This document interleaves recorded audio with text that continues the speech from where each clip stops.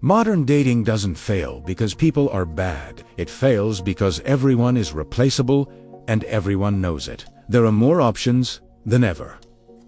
More profiles, more conversations, more exits.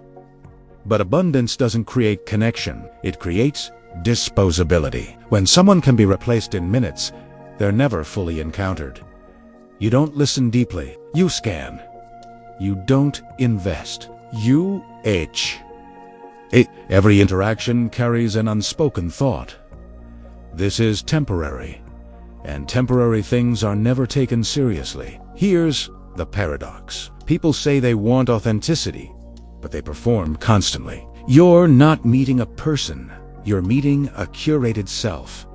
Photos optimized for approval, opinions softened to avoid rejection, silences filled to prevent boredom. Nothing real survives optimization. Modern dating rewards being liked, not being known, and being liked is shallow by design. So why does it feel empty? Because emptiness isn't loneliness. It's meaninglessness. You can have attention and still feel unseen. You can have intimacy and still feel untouched. When connection is optional, it stops being sacred. Now comes the part people resist. Choosing yourself first it's self-possession. It means your identity isn't waiting to be confirmed by desire. It means your worth isn't negotiated through attraction. It means you're not auditioning for belonging. Most people date to escape themselves, to fill silence, to feel chosen, to avoid sitting with who they are when no one is watching. That's why relationships feel hollow. They're built as distractions, not encounters. Choosing yourself first means becoming complete enough to be selective, not picky. Selective.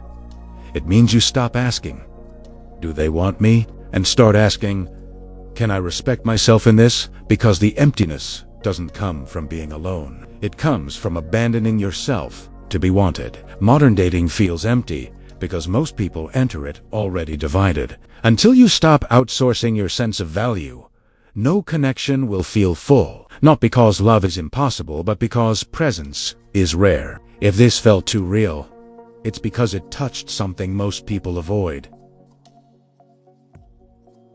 Subscribe to the Mirror Society. We don't teach you how to be chosen. We show you what happens when you stop abandoning yourself.